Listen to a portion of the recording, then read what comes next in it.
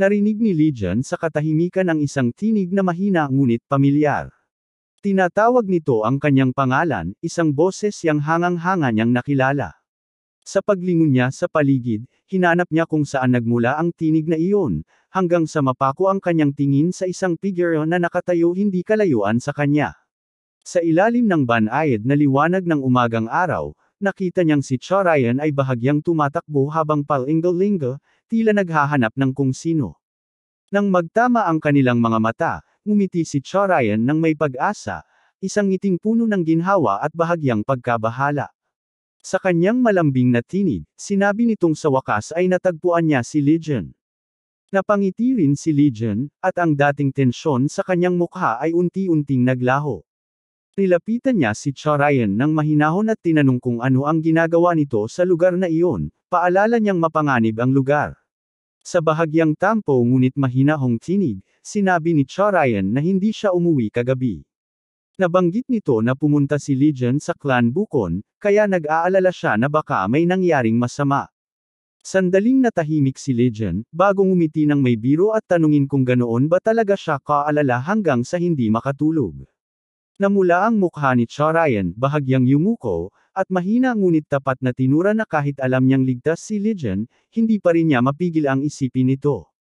Umiti ng marahan si Legion at tinitigan siya ng ilang sandali bago tumawa ng magaan. Sa tono niyang puno ng init, sinabi niyang bumalik na silang dalawa dahil tiyak na may naghihintay na sa kanila. Tumango si Charayan at sumagot ng may ngiting masigla, sabay iniayang umuwi na sila sa sect ng Asher Heaven. Maya-maya, muling bumalik ang tanawin sa sect Asher Heaven, payapa at tahimik. Sa isang simpleng silid, nakita ang bulaklak na minsang pinulot ni Legion mula sa kagubatan, ngayon ay nakasabit ng maayos sa pagitan ng mga bintanang kahoy. Ang mga talulot nito ay naglalabas ng banayad na kulay at amoy na nakapapawi ng damdamin. Pagkaraan ng ilang sandali, binuksan ni Charayan ang bintana at agad sumalubong sa kanya ang mabangong halimuyak ng bulaklak. Nang makita niya ito sa pagitan ng mga siwang, ngumiti siya ng banayad, kinuha ito, at dahan-daang inamoy habang nakapikit, ninanamnam ang samyu nito. Sa malayo, mula sa bubungan ng pangunahing gusali ng sect, nakamasid si Legion. Mahinang hamihip ang hangin ng hapon, iginagalaw ang leleyan ng kanyang kasuotan. Habang pinagmamasdan si Charayan na masayang nakangiti dahil sa bulaklak na siya mismo ang pumitas, napangiti rin siya ng bahagya. Ramdam niya ang ginhawa at init sa dibdib, parang lahat ng bigat at tensyon na dati niyang nadama ay naglaho sa isang iglap. Ilang sandali pa, lumitaw si Muyong at tumayo sa tabi ni Legion, nakatukod ang mga kamay sa dibdib at nakatingin din sa parehong direksyon. Sa tonong biro ngunit may halong pang-aasar, sinabi nitong tila napakasaya raw ngayon ng batang Panginoon, hanggang sa hindi nito maialis ang tingin. Sinulyapan siya ni Legion ng bahagya at sumagot ng kalmado, bagaman may halong ngiti ng pang-uuyam, na darating din ang araw na maiintindihan ni Muyong kapag siya mismo ay nahulog sa pag-ibig. Sandaling natahimik si Muyong, tinitigan si Legion ng may misteryosong ekspresyon, bago seryosong sinabi na hindi niya inasahan ang mga pangyayari kahapon.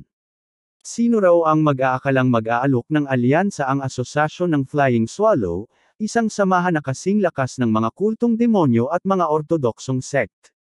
Tumalim ang tingin ni Legion habang nakamasid sa abot tanaw. Maaaring totoo iyon, sabi niya sa mababang tinig, ngunit pakiramdam niya ay may iba pang dahilan kung bakit siya nilapitan ng asosasyon. Balak daw niyang tanungin mismo ang kanyang ama tungkol dito. Bahagyang yumuko si Muyong at nagsalita ng may pagsisisi, sinabing dapat ay nasa tabi siya ni Legion noong mga oras na iyon. Ngunit ngumiti lamang si Legion at sinabing abala rin naman ito sa pagtanggap ng mga bisita, at dahil doon, nagkaroon pa ito ng pagkakataong makita ang ilang dating kakilala. Napatawa ng kaunti si Muyong, medyo nahihiya, at inaming totoo iyon, dagdag pa niyang magiliw siyang tinrato ng mga ito gaya ng dati. Matamang tinitigan siya ni Legion at sa malamlam na tinig ngunit may bigat ng kahulugan, tinanong kung hindi ba siya nagsisisi. Diretso at may paninindigang sagot ni Muyong na alam na raw ni Legion ang kanyang kasagutan.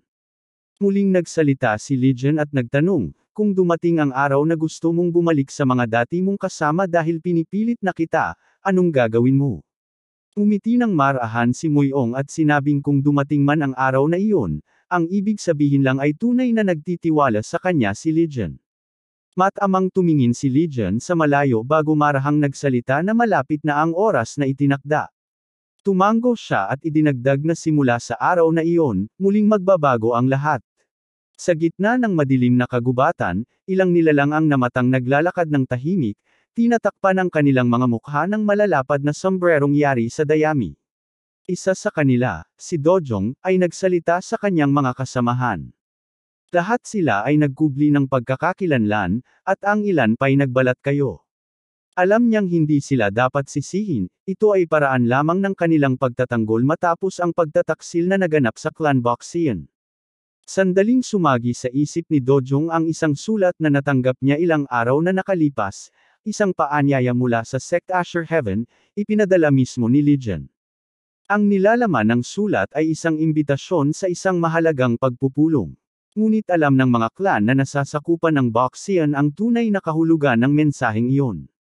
Sa biglang paglipas ng ilang sandali, naging tensyonado ang paligid.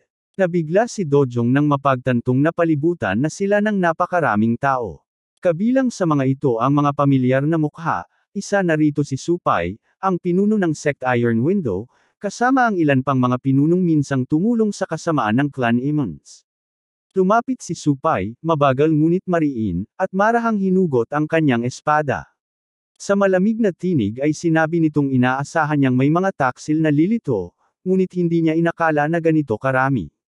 Dagdag pa niya, kahit papaano raw ay mayroon silang hiya, dahil tinatakpan pa nila ang kanilang mga mukha.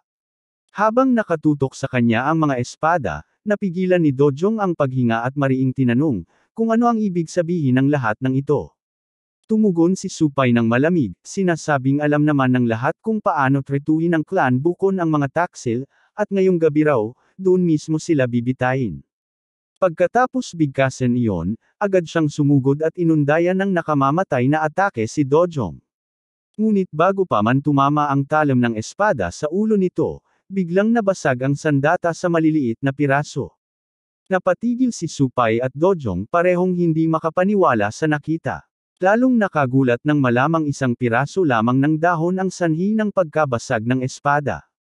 Ang dahon ay inihagis ni Legion, kasabay ng malamig niyang tinig na tila nagyayelo ang hangin sa paligid.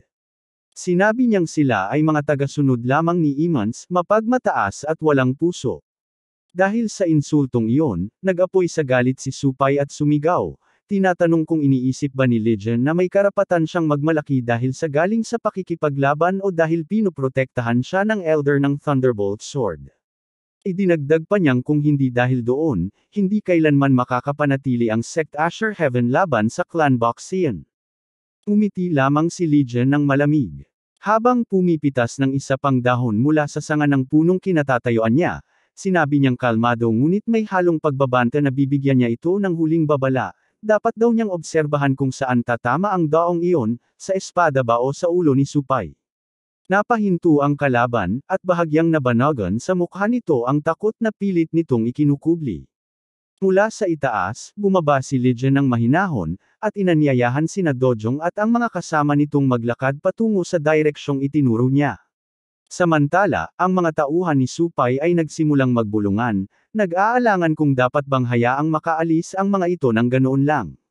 Sa malamig na tinig, sinabi ni Supay na huwag silang mag-alala, dahil may bukas pa, at tiyak na darating ang araw ng kanilang paghihiganti.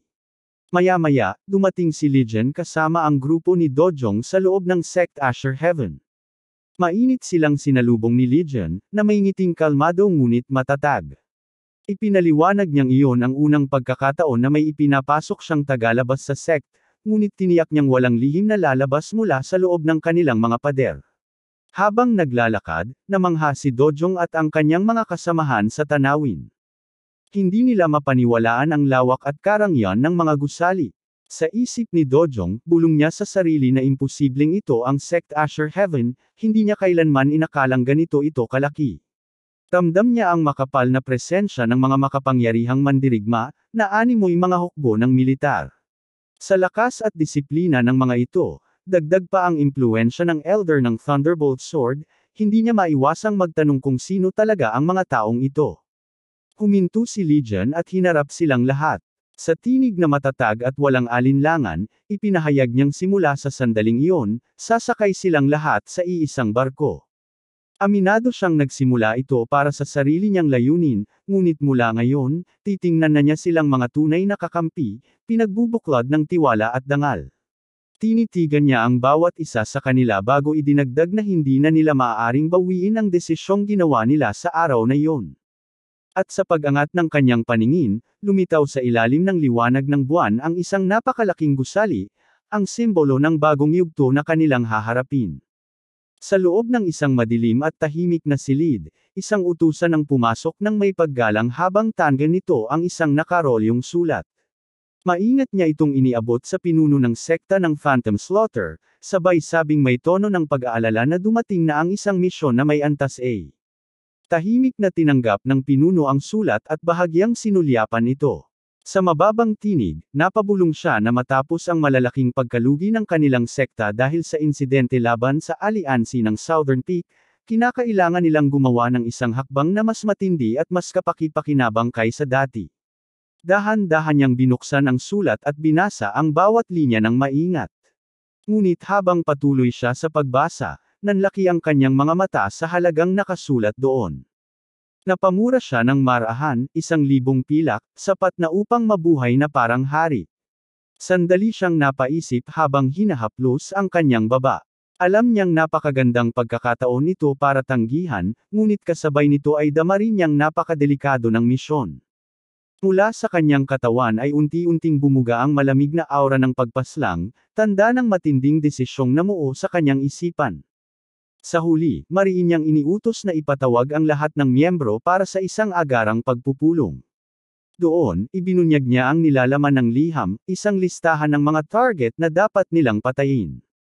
At sa gitna ng listahang iyon, isang pangalan ang naging sentro ng lahat ng usapan, Legion.